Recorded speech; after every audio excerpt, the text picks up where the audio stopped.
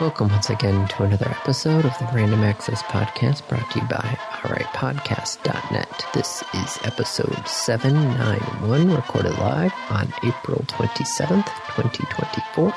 And here are your hosts, the man who doesn't have a choice on my beverage this week, Dave Pillay. Hi. And the man who only has one can in front of him, Andy Lowe. Hi. Well, because we did the other can last week. Well, no, but I don't have that, and I already drank it. Right. Like tonight you already drank it? Well, I have another new one here. Did you start with 2 tonight and now you are down to 1? Or did you only start with 1 tonight? I don't wait, did we do both the Mountain Dews or no? Or did we only do I don't remember Last anymore. week you had 1. You had 2 cans, I chose 1. Yes. It was the mango whatever. Yes. I drank the other one, so I don't have it here. I haven't been able to get my hands on it. Okay, I see. I got it. I'm sorry. I thought the 1 can that you had was the other one from last week that you had held off on drinking it the whole week, which in retrospect, of course you wouldn't hold off on drinking it. No, and that was my interpretation of you, like, there's no choice. Like, of course there isn't. There's the one left over from last week. But no, you drank it. This is a different one. Yes. This is a whole new one, totally different than the 2 that you proposed last week. Yes.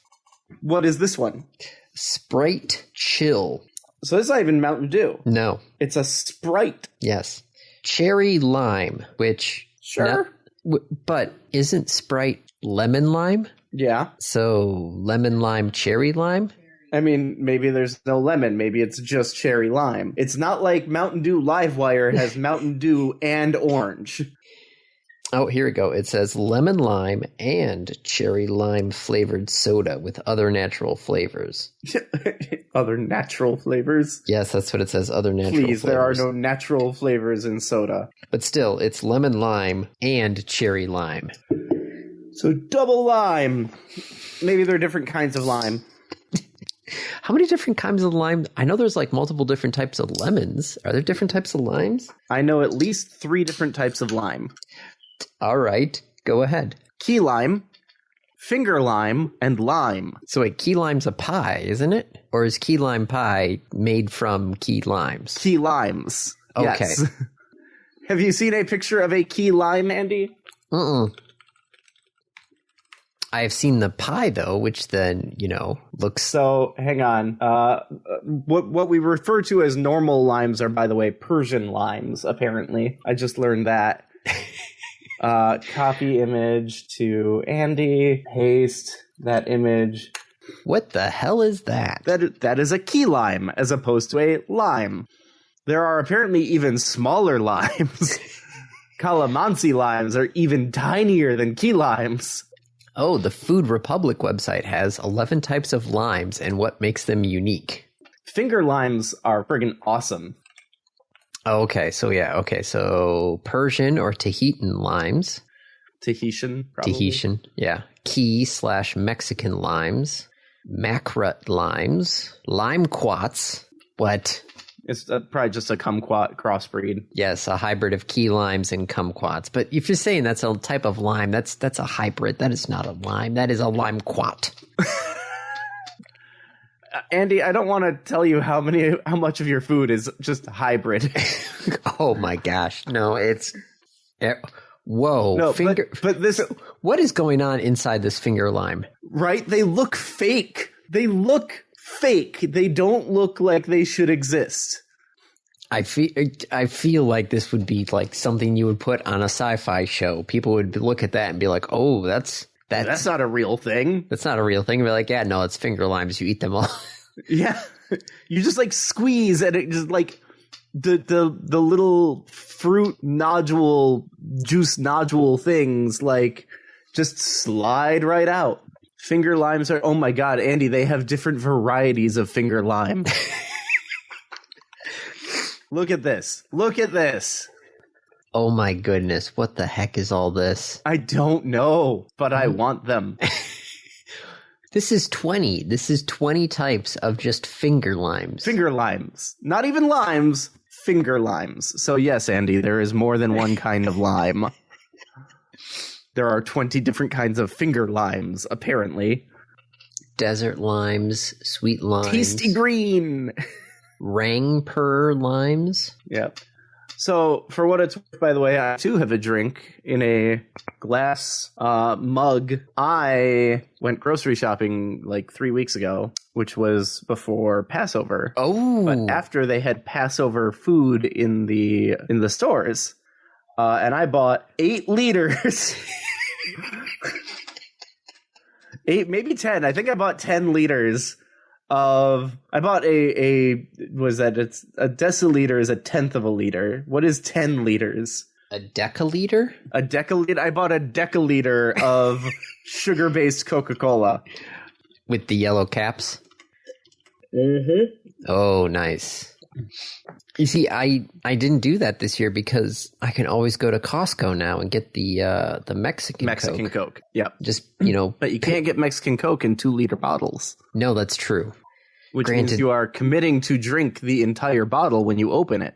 Which those bottles are only 12 ounces. So I open a can of this Sprite Chill, which is... You're committing to drinking the can. Yeah. Although that's not entirely true. We have can toppers. Yeah, I used... When did I use that? They had ones where, like, you could, like, snap it over there and it had, like, a twist top. So it turned your can into a bottle. Ooh. Is that what you're talking about, or are you talking about, like, the silicone things that pop over? The I don't know if they're silicone. They are definitely plastic. That you put on top of it and then you can open and close them. Oh, I had some that were just like a silicone cap that you would just put on top. Not quite the same. No. Let's see. Yep, deciliter. A deciliter is 10 times larger than 1 liter, but not CA, KA. What? DEKA. KA. Okay. That kind of KA. Like yeah. In the spelling of deca. Yeah. Well, okay then. Yeah, I'm not sure how I feel about this. About the drink? Yeah. No surprise. You can smell the lime. Which kind of lime? I don't know.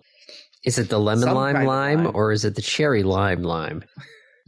You know what you could do is go get a lime spindrift and add a third layer of lime to it. Or I could just get lime juice concentrate. I know we have that in the... we should have some of that in the pantry. I don't think that's going to go well in a soda. No, it won't. Call it a hunch. Could really probably help with all this phlegm that I've been getting. Uh-oh. Well, Sick? Allergies? I think it was the woodworking I was doing today. Oh. Woodworking? Yes, I should probably wear a dust mask, but... Were you making a thing today? Yes, I was making a thing. Was it last year or 2 years ago? 2 years ago, for our anniversary, I built Kate a raised garden bed, and I built another one. This one's a little bit smaller though, because the other one I built was 4 feet tall, which was kind of hard, especially for the kids to like see into and to get into. So I built this one only 3 feet tall. I also cut the depth of the bed down from, 5.5 times 4, 22? I cut it down from... 5.5 times 4? Yes, 22. Yeah, 22. Cut it down from a 22 depth bed to just, I think, 16 and a half, somewhere in that range. So it's a little bit smaller than the other one, but we'll just have to load up. Yeah. The just got to load it up with the rocks for drainage, and then I've got a whole bunch of tree branches down here. And there's a German gardening. What? What was it called? German. I think it was garden mounds. Yeah, where you like bury logs and sticks and other decaying wood debris. Uh-huh. And it actually like decomposes. Right. So you're making soil. Yeah. Andy just sent me a Wikipedia article. Ah, I see. Oh, but you have to be very careful about like how you are. That looks like a very photoshopped photo, just to be clear. Like, I don't know if I'm supposed to be looking at this like, is this a mound and I'm seeing the layers of the mound? Or am I looking down on something? I'm not sure. A schematic image, it says in the description. Okay. That one also has manure in it. I'm not going to... culture. Hugel culture. Yes. Or Hegel culture, I guess. Literally, mound bed or mound culture. The horticultural technique mound is constructed from decaying wood debris and other compostable biomass.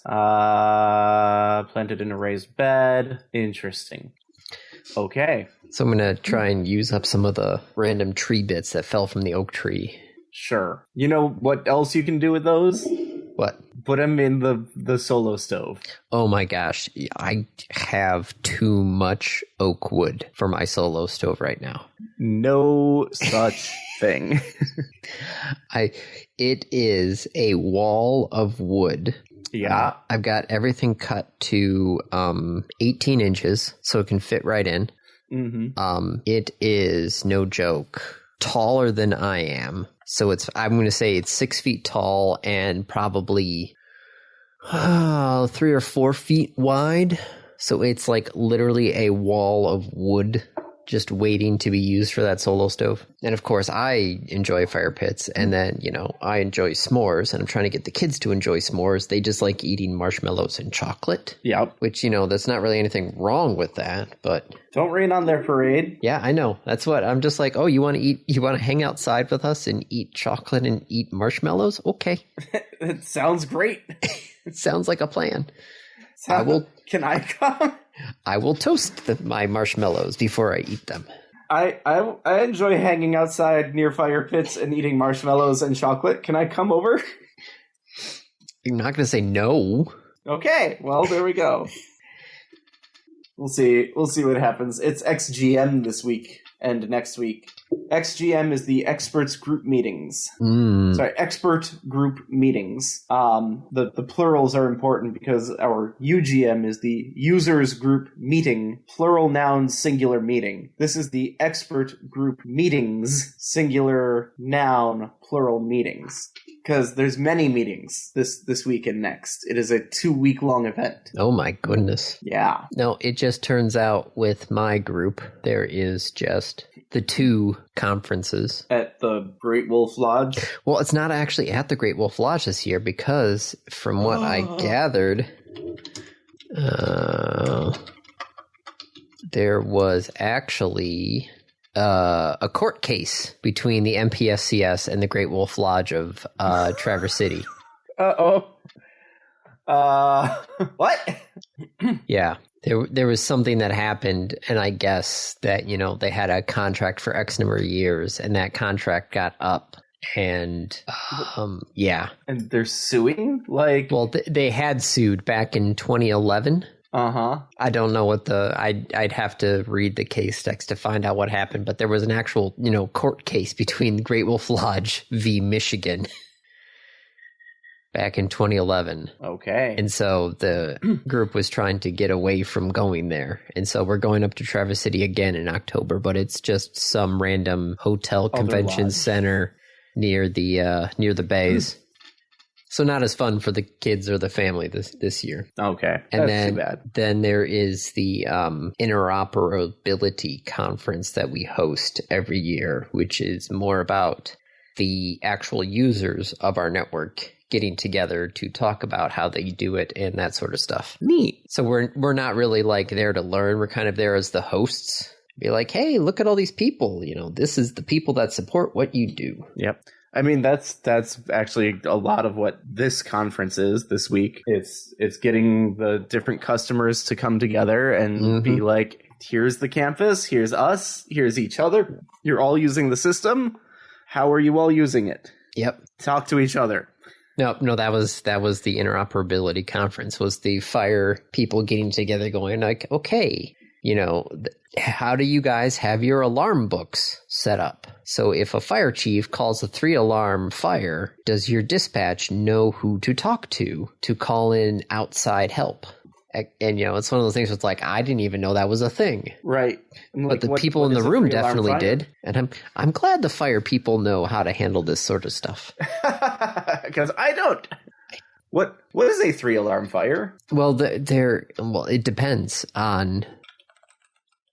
There's an alarm book, I think is what they called it. Multiple alarm fire. 1 alarm, 2 alarm, and 3 alarm fires are categories classifying the seriousness of fires commonly used in the U.S. and Canada, indicating the level of response by local authorities. Goes all the way up to 5th alarm. Yes. 5th alarm companies, 21 engine companies called. Yeah, they have a whole thing there where the dispatch, and I guess they're making it an automated system now, where people, if your fire department has an engine out for repair or something, you can just put it in the system that is out. And so if somebody calls a high alarm fire, they'll know that you're actually have less vehicles automatically. Neat. So it knows to, branch out and tell the dispatch, like, hey, look, you're not going to have what you think you're going to have. You so might need more help. You're going to need more help. And, people have extra vehicles posted in the system. So it's like, okay, we can automatically contact this other group. They'll roll an extra truck because you're going to be down a truck. Yeah, it's a whole automated system. It was just crazy when I'm like, yay, I feel safe. I hope I never have to, actually use these things. For public safety, I hope you feel safe. But yes, those are the only 2 big things with us. Okay. It's not that exciting. No big conferences. NAB just wrapped up out in Vegas, but I don't care about that anymore, which is funny. It's so hard to fully pull your foot out of that field, isn't it? Yes and no, where it's like, I think I just need to go through my Facebook and I don't know, trim, roll back some of the friends, roll back some of the Facebook groups I belong to. Yep. Because I don't need to know about that anymore. What do I need to know about, though, Dave? Oh, there's probably a few things.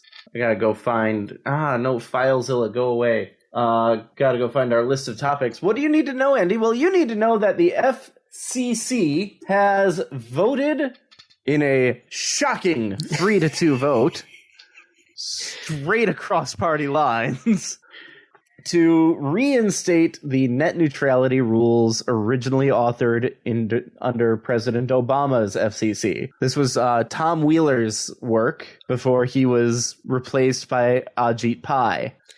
And then this time, Ajit Pai was not there to give a 34-minute rebuttal speech before voting. Oh my God! Yep. He just kept talking.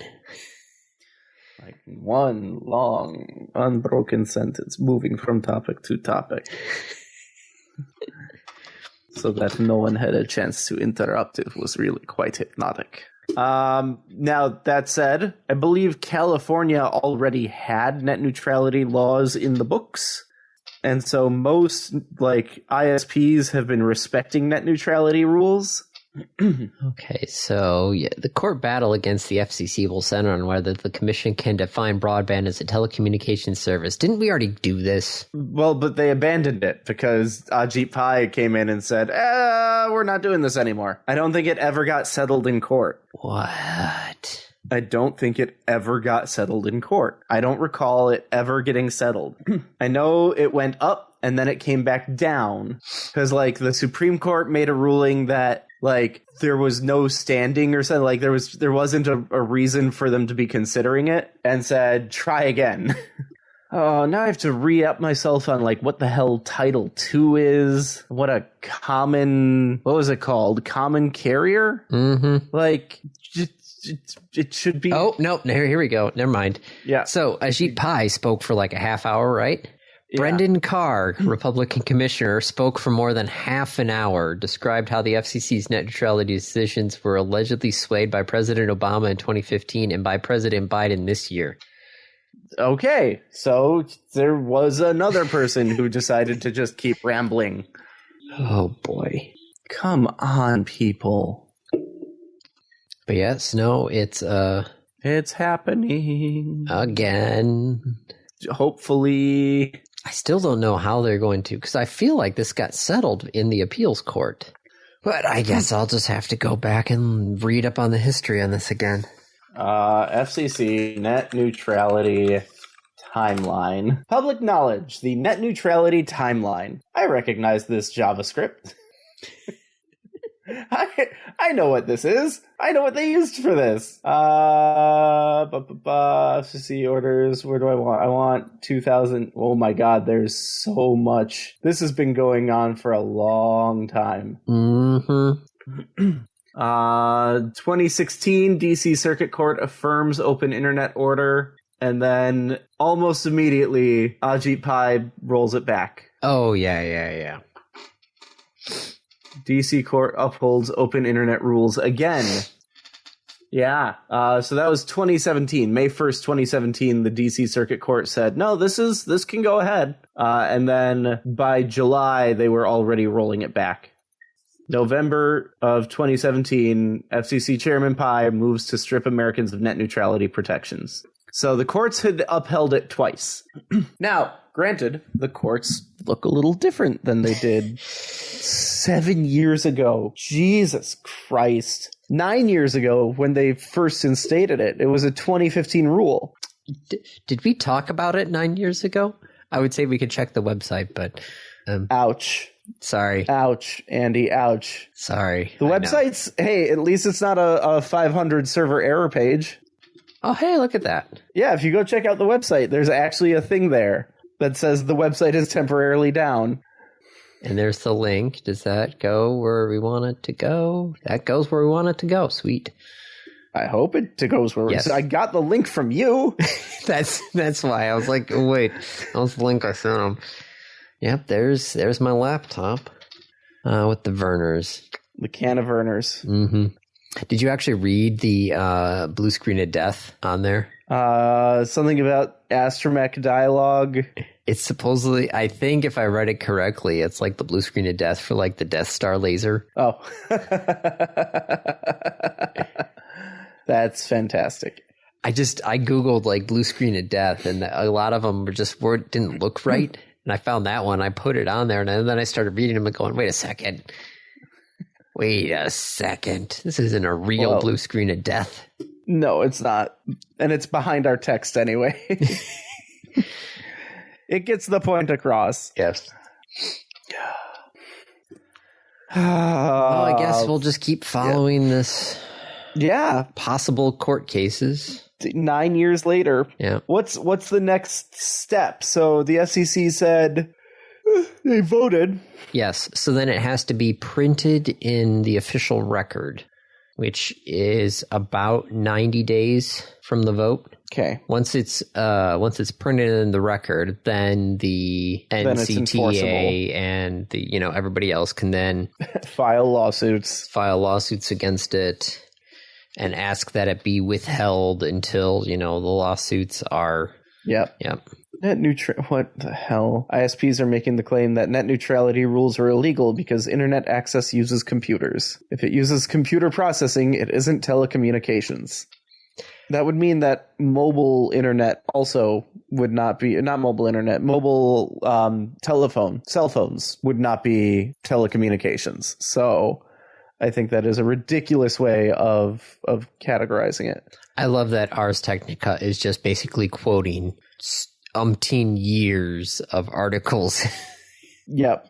They're like, oh yeah, here's this article from way back when that we've already talked about. And then there's this article from way back when. Yep. Oh my God, this is from 2015. Never mind. Ars is just like surfacing articles from a decade ago.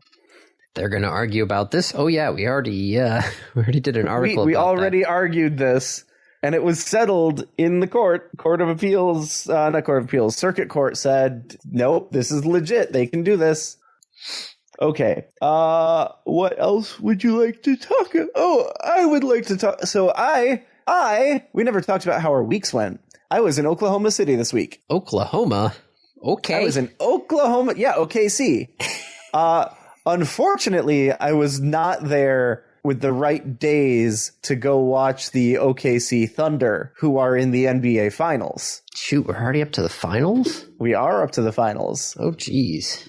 And oh my God, the entire city was just covered in OKC Thunder, like drawings, paintings, banners, paraphernalia. We're not up to the finals. We're still in round 1. Did I say the finals? I thought I Yes. said the playoffs. No, I asked. Okay. Oh, wait. I said. Wait. Sorry, I meant the playoffs. The Okay, finals, the whole playoffs thing. They're in Yeah. the playoffs. They're in the playoffs. They currently are up 3-0. Good for Oof. them. They destroyed the Pelicans. Yup. Wow. All right. Yes, they did. I mean, it's the New Orleans Pelicans, so sure. But I was in Oklahoma City, and I found out while I was in Oklahoma City, which is a beautiful city. I was shocked by like how wonderful this place was. But they had just announced the city planning committee had just finalized and approved a new building, a 1,907 foot tall building. Wait. Whoa. No, that's taller. Apparently, Oklahoma City, or rather Oklahoma, became a state in 1907. So this is a symbolic height. They want the building to be 1,907 feet tall. Okay, so that's 1,970 feet tall, probably with an antenna or a spire or something. Maybe, probably 1,907 feet tall. Well, that's what they did with the One World Trade Center. It's 1,776 feet tall, but the roof is at the same height as the World Trade Centers were. Aw. So they It's stopped. got like a massive ass spire. Yeah, if you look at an actual picture of One World Trade Center, it's just I'm looking at one right now. There's just a gigantic spire. Yep. So the roof line Okay. is where the old buildings were at, and they built Yep. a spire to get up to 1,776 feet. 1776. Ha ha ha. Cute. Yep. This is taller than both of those things. Like, this is taller than the 1776 spire, and it's taller than the Willis Tower. This is the tallest building in the country. Mm-hmm. In Oklahoma. The next tallest building in the city is like 800 feet. The Oklahoma City Planning Commission has granted approval for the project, which will see the dazzling tower rise adjacent to a railroad track, neighboring Yep. a U-Haul storage facility. Which probably will not remain a U-Haul storage Well, facility. probably not, no. It is going to be residential, a little bit of commercial. There's going to be like a bunch of penthouses. It's huge. It's just absolutely enormous. And like, what are you going to see from up there? Think about the other tall buildings that you see, right? You go to Chicago, you can see Lake Michigan. You can see, like, you go to the top of the Sears Tower, you can see across Lake Michigan, which is shocking because Lake Michigan is gigantic. I think I once proved that you can see, like, if you had a powerful enough telescope, because the Earth curves, you can't see past the horizon, except unless something is tall past the horizon. And I think I did the math, and you can see the top of the GM Renaissance Center from the top of the Sears Tower. Well, that is the tallest building in Michigan, so... Yep. Yeah, but it's in Detroit. Like, that is a long way away. Hey, line of sight, baby. Nothing up there to obstruct it. Yep. But this would be taller. But, like, what are you going to see from here? Oklahoma City is not near a lot of things. You're going to have a lot of flat land. You're going to have a lot of very flat land. I guess maybe you could see, like, the Rocky Mountains. Oklahoma City. There's Tulsa. There's Oklahoma City. Yeah, you're probably not seeing the Rocky Mountains. Those are very, very far away. Mm-hmm. I don't know. Hang on. There's got to be a line of sight calculator. Horizon calculator. Oh, this is funny. They actually asked the manager of U-Haul Moving and Storage of Bricktown, the U-Haul storage right next to it. They're like, nobody knows if it's going to survive Oklahoma weather. And if that's the case, I'm probably the first one to go. Okay, the distance to horizon is going to be about 53 miles. So what is in a 53-mile diameter from Oklahoma City? Let me see. Also, apparently Oklahoma City has an amazing zoo, and I wish I had known that, because I maybe would have taken like a vacation day and just extended my stay out there. You said 53 miles? Yeah. You might be able to see some stuff in Dallas. That's more than 53 miles, but like it would be sticking up over the horizon. You would not be able to see anything outside of Oklahoma. You wouldn't see any land outside of Oklahoma. Nope. Yeah. It's just going to be a lot of very flat land. Well, that's the other thing. I'm looking at this and model tornadoes, here. Maybe? Yeah, that's the other question is you're going to be putting a skyscraper up in the middle of Tornado Alley. Okay. Right. Like, and not just like baby tornadoes. Like Oklahoma gets hit hard. Well, we were looking at the median household like price, like how expensive we're housing. We're like, man, how, like, for a place where the economy is apparently booming, housing is really cheap. Oh, people don't want to make expensive houses. Well, no, we were looking at National Geographic Kids Atlas with Isaac, and in the beginning of the atlas, they have things about the world, and one of them was like weather phenomenon and tornadoes. Yep, like seems to be just a North America thing, really. Yeah. It's like I looked on the map, and there's like nowhere else in the world except for like North America, right? And then you look at North America, and you're like, oh, Oklahoma. Yeah.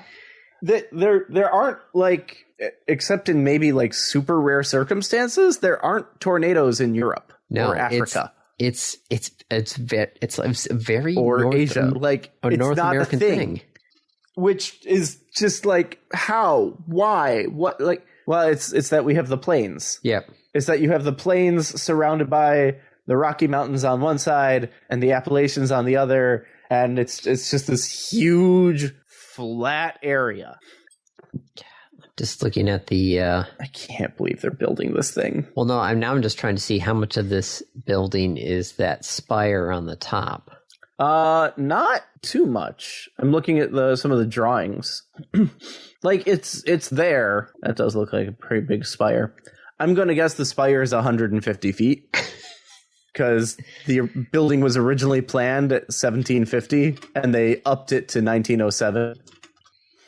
It'd be a 15-story tall spire. That would be insane. Okay, so 1907 would put you at number 5 on the world list. Yeah. Sorry, number 6. Number 6 on the world list. There's some in China. There's the Burj Khalifa. Are the towers in, what's that city? Kuala Lumpur? No, they're farther down. Okay. Hold on, let's see if I can remember this. Burj Khalifa is number 1. Merdeka 118 is number 2. Shanghai Tower is number 3. The clock tower is 4. And there's the one in Korea, but I know there's another one in there. And then there's One World Trade Center in the U.S. Yeah. What is that? And apparently, then there will be a head of One World Trade Center, Legends Tower, until a tornado hits. Where are the Petronas Towers? Oh, 21 right now. Currently ranked 21. Now, the real question, though, is where is the Jeddah Tower? Because they had talked about that. The Jeddah Tower was the one that's supposed to be 3,300 feet tall. They want it 1,000 meters tall. So that would actually be taller. Very tall tower. Yeah, that'd be taller than the Burj Khalifa. Yeah. But it was starting to get built, and then the financier of it got, I do believe, arrested. Oops. Yeah, building owner JEC halted structural concrete work with the tower about 1/3 completed due to labor issues, and then the pandemic, and somebody else got arrested for some reason. So it's just sitting there incomplete. Yes. I half expect that to happen to this one. That they're going to get started on it, they're going to make some progress on it, and then like funding is going to dry up, or a tornado will hit. Something like insurance will take another look at it and say, you know what, we are not going to insure that. It's just so weird to have a tower there. Especially one this tall. Yep. Well, what else we got? Oh man. What do we have? There's a bunch of stuff about Fallout 4 and a update that Bethesda made to it, the next gen update, and apparently they screwed the pooch because of course they did. It's Bethesda. Yeah. So like this should not surprise anyone. The downside, the biggest downside of it was that a fan-made expansion mod was about to be released. Oh, and Bethesda updated it. And then Bethesda released an update, and they have to go back and redo a bunch of it and retest it. But this has been a project in the making for years, and they were like getting ready for release, and Bethesda fucked them over. Those are not topics. They possibly should have been. Well, I haven't played Fallout or watched Fallout or anything. I still need to watch it. I definitely still need to watch it. Well, do we want to talk about the TikTok ban that got signed into law or no? Sure. We're banning TikTok? Yes, which is funny. Hold on, let me pull up. Because it specifically states From TikTok government in phones. Well, no, from the United States. What? Yes. Okay. The U.S. government said it will ban TikTok if the platform isn't sold in the next 9 months. And ByteDance has said, we're not selling it. Yeah. This unconstitutional law is a TikTok ban. We will challenge it in court. We believe the facts in the law are clearly on our side, and we will ultimately prevail. The fact is we have invested billions of dollars to keep U.S. data safe and our platform free from outside influence and manipulation. Okay. But so the kicker, though, is the law specifically mentions ByteDance and TikTok, but it could also apply to other companies controlled by a foreign adversary if they meet certain criteria, which is the company makes a website or application that lets you make or share text, image, video, real-time communications like voice chat or other such content.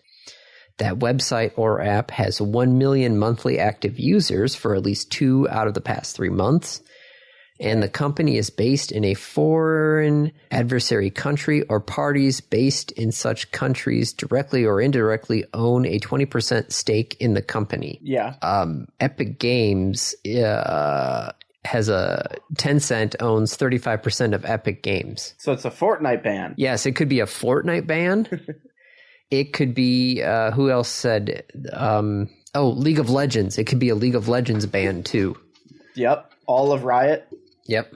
Well, wait a minute. Wait, where's...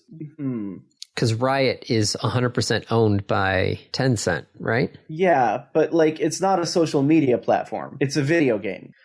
But... read me that list again. The company makes a website or application that lets you make or share text, images, video, real-time communications like voice chat or other such content. So could it be the real share? Yeah. So I think it's the share part. Make or share. Share. Make or share. Yes. I mean, there's the in-game chat, but I don't think that counts. Like, that feels different enough. I think they'd have a hard time applying it to League of Legends or Fortnite. So here's my question for you, Andy. All right. Is TikTok safe? I don't know. I don't know if it's just like the paranoia in me, or if it's like I don't trust ByteDance and this company that is literally owned by the Chinese government. Now, I also don't trust our own government in a lot of things. So, like, I guess there's that. But yeah, this is a little weird. We're living in a very weird time. Mm-hmm.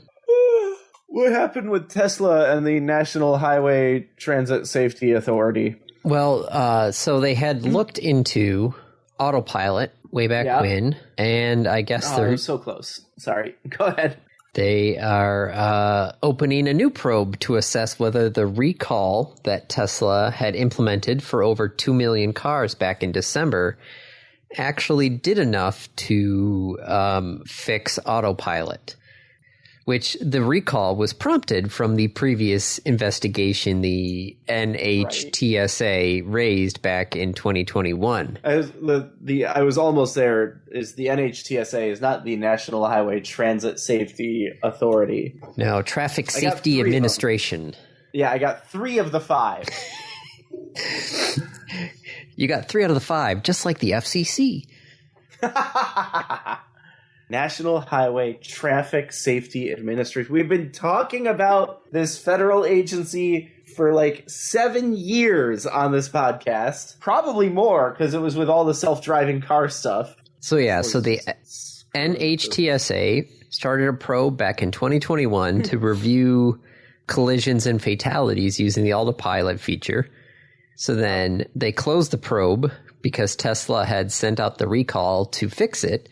And now they're reopening a new probe. Well, not reopen, but they're opening a new probe. They're opening a new probe if they did enough. Yes, because they say that the recall didn't actually fix anything.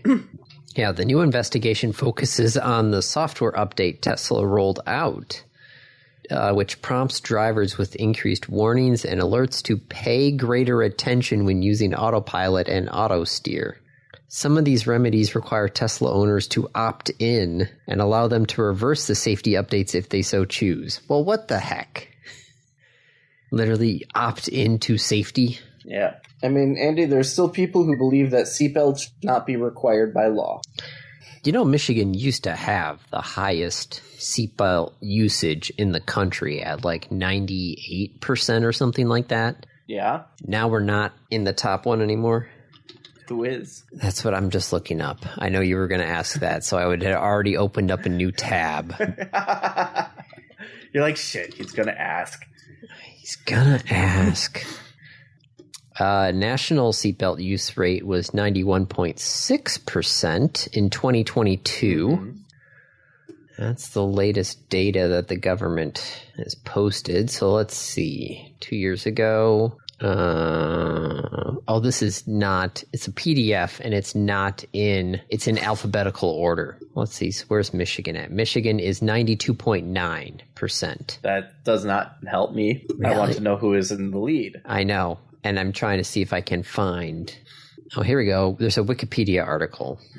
Hopefully it will tell me by state. Okay, this is the same. That's 2012 data. Come on, people. Do I need to update? There was a pandemic since then. Things have changed. I have the data. I'm looking literally at the data from 2015 to 2022, and I could go and update this Wikipedia page with actual pertinent information. Well, you should. Okay, seatbelt usage.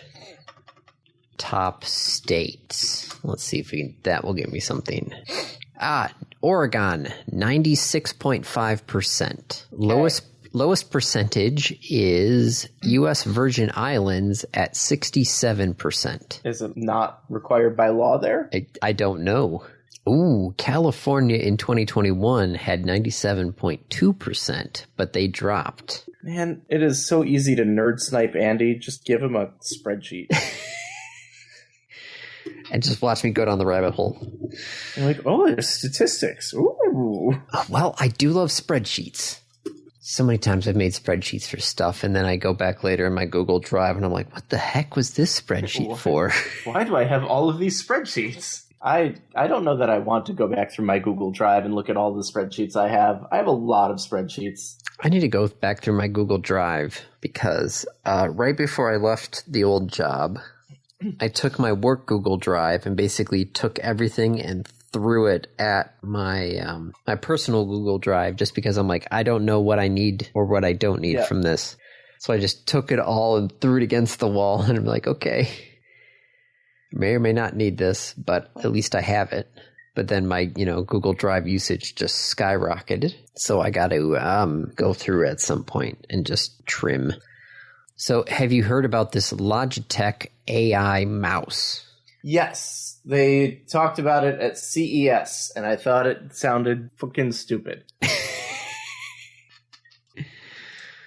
Well, they have officially announced it and released it. You can get one if you want. Would you want a mouse that opens up a Chat GPT? It's not even a Chat GPT interface, is it? What does it do? Well, you click the button and it opens up Prompt Builder, which is, okay, here we go. Prompt Builder does 4 basic things. You can rephrase a block of text, summarize a block of text, reply as if writing an email, and create email. What Prompt Builder is doing is providing an easy-to-use interface on top of ChatGPT. So it's not even like in the mouse. It's not an AI mouse. No. It's just a special ChatGPT API application, and they added a button to the mouse to launch it. Yes. I could do that myself.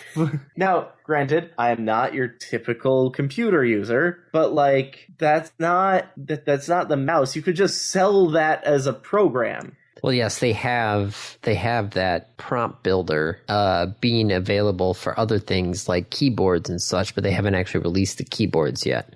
But like they could just release it now without anything, without a mouse or a keyboard. There's no hardware aspect to this.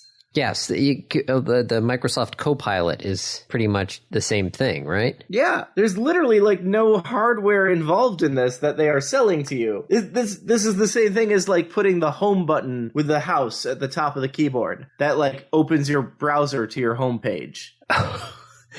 Oh, this is funny, but there's one thing Prompt Builder doesn't do, which is paste. If I select a block of text and right-click to copy, tap the AI button, and then try to right-click to launch paste, nothing happens. I have to use the keyboard shortcut in order to paste.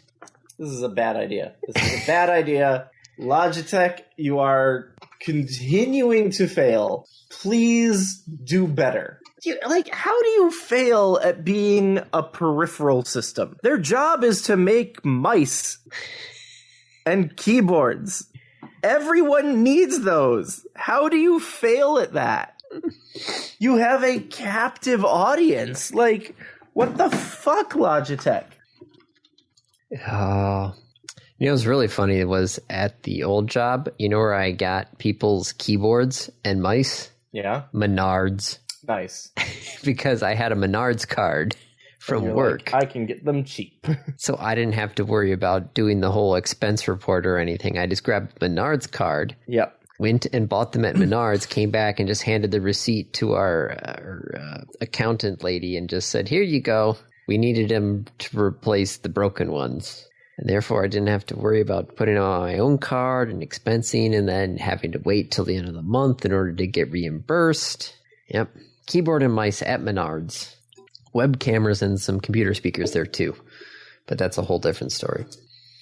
All right, where are we at? Oh my goodness. We should probably... Oh, should we hit the randoms? Yes, unless you're dying to... Nah. Hit any of these other topics. Yeah, no, I'm not really. I'm good. Right. Okay. Review. It is your random review. I went to Oklahoma this week. We heard. When I was at the airport at Oklahoma, there was a really fucking weird bird. Like, we knew it was a bird. We could hear it. And it was making, like, crazy-ass noises. And we're like, what the hell what is going on? What kind of bird is that? Didn't think anything of it. Later that day, sitting on my work computer, going through Teams, and someone said, like, oh my God, like, there are so many birds on campus. I'm like, well, yeah, there's a ton of birds on campus. I see a bunch of them out of my office window. I'm getting a bird feeder so that I can, like, watch the birds on camp. And they're like, here's the list. And I'm like, how did you get that list? How did you get a list of the birds? Did you sit there with, like, binoculars? They said, like, oh no, I use this app. I'm like, tell me more. So Cornell Lab, the Cornell Lab of Ornithology, has done they made an app that can identify birds both visually and by song. Oh. And so you install it on your phone. It asks you what region you would like to install because it has different data sets for different regions. Because, like, there are different birds in different regions.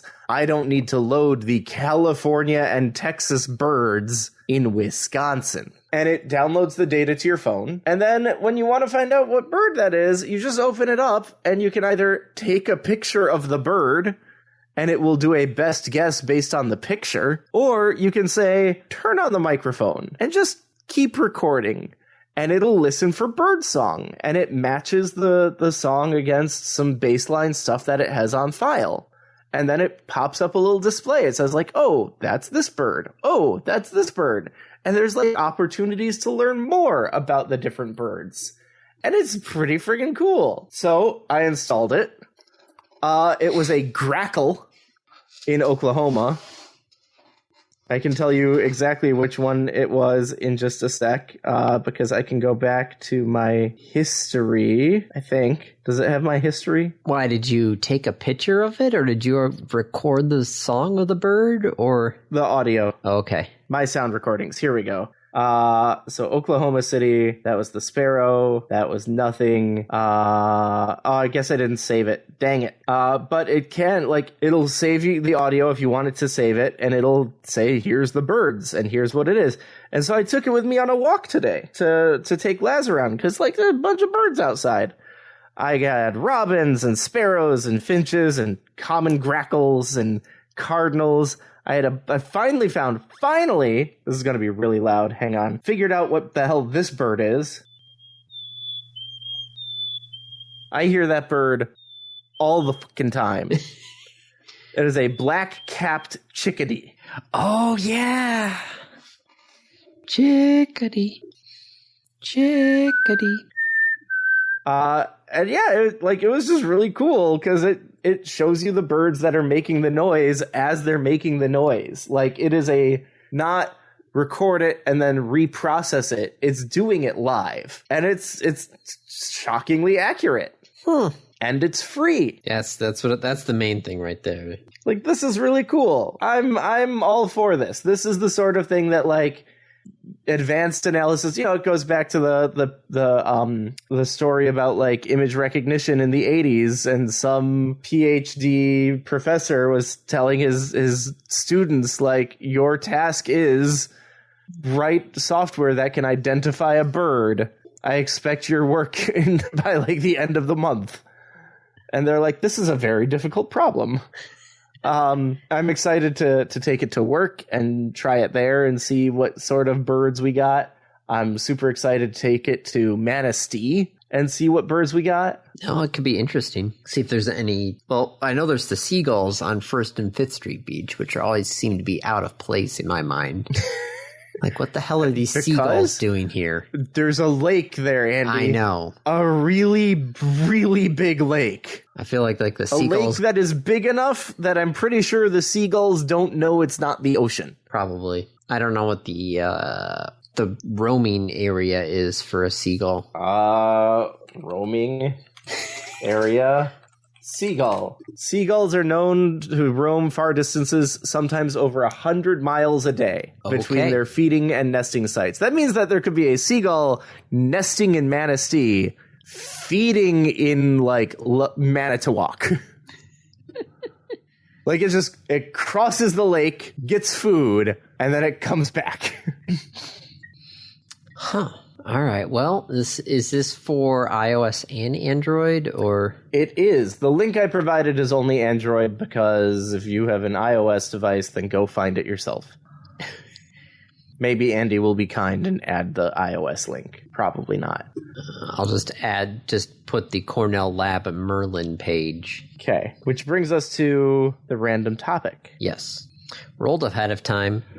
Is there any advantage to a fuse box versus a breaker box? Is there a difference? That was my first thought. Isn't it just a box? Well, so I guess a fuse box, like, if I had to come up with a pedantic technical difference, maybe a breaker box actually, like, flips. The circuit breaker flips before the fuse explodes. Like, the breaker box is a fuse box plus. Generally, it's referred to as just a fuse box, like, collectively. But I guess, yeah. I suppose technically a fuse box, like, my car has a fuse box. It does not have circuit breakers. Some of the cars, actually. I was just working on a 2018 Chevy Equinox, and it had, in the fuse box, it had a section with 3 circuit breakers on it. I forgot what they work for, but they actually are labeled as breakers and not fuses. But that threw me for a loop. I'm just like, what? Circuit breakers in the car? Okay. So, like, a circuit breaker breaks the circuit. A fuse breaks the circuit too when the fuse blows. That's the point of a fuse. But a circuit breaker can trip and break the circuit before the fuse goes out. Right? Yes. Are there fuses in my circuit breaker? No, fuses are basically a single piece of wire. Right. And circuit breakers have the mechanical switches in them. So a breaker box does not have fuses in it, even though it is often referred to as a fuse box. Yes. Okay. Because they used to be just fuses in the fuse box. And then they invented circuit breakers. Yes. I mean, I guess an advantage of the breaker box... So yes, there are advantages to... Oh, but this is asking, is there an advantage to a fuse box versus a breaker box?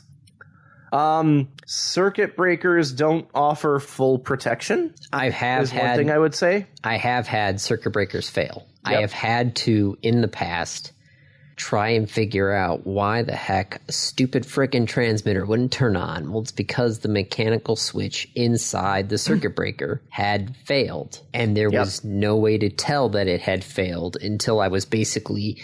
Until you took the front of the box off. Yes, until I basically took the thing out of because I had to measure the back of it and turn it on and off repeatedly, which was kind of hard to do when the switch is on one side of a wall-sized panel and the back of it's on the other side. It was pain in the butt. With a fuse, the fuse is blown. I can tell the fuse is blown. It's pretty very easily seeable with my own 2 eyes that the fuse is... could start fires, right? Blowing the fuse, there's a lot of energy going through that thing. The whole point of it is that it overheats and it breaks. Yes. So I'd be a little more worried about that. That is true. There was a picture recently on Facebook that I had posted of a fuse that was inserted into the fuse block incorrectly and wasn't consistently working. And it had caused a high enough resistance that it started to melt the plastic case, and the fuse socket also started to melt without blowing the fuse, mind you. The fuse was still intact, but it slowly melted everything else around it until it stopped working. In a good shape. No. So I have seen problems, and I have had to deal with problems with both of them. Yeah. Which would you rather have for your house? Well, for the house, circuit breakers. Yeah, that's where I'm at. For the house is circuit breakers. But, if dealing with small electronics, sometimes you don't have room for a full circuit breaker in there. Right. I mean, you look at the fuses on a car, and they are tiny now. Tiny, so tiny. And they don't blow that often. And granted, hopefully your circuit breakers in your house aren't blowing that often. If they are, you have a problem. Problems. Yeah. But I like to make bathtub toast. Which is funny because if your outlet is in a bathroom, it's supposed to have the ground fault circuit interrupter. Yeah, so then the GFCI should trip, which is technically...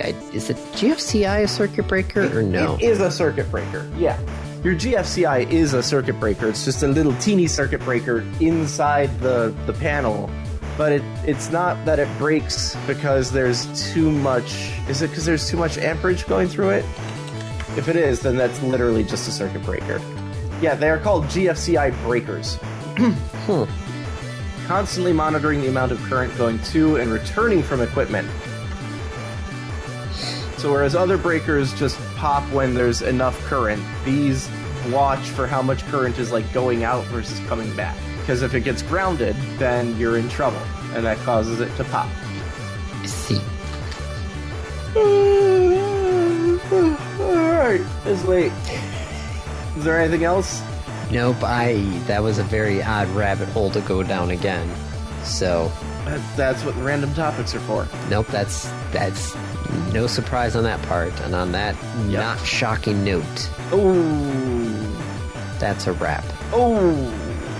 This has been another episode of the Random Access Podcast. If you have any questions, comments, concerns, corrections, suggestions, remarks, reviews, rebukes, retorts, or just rants, feel free to contact us. You can find us on Twitter at RAPodcast, or send us an email at mail@rapodcast.net. Thank you for listening.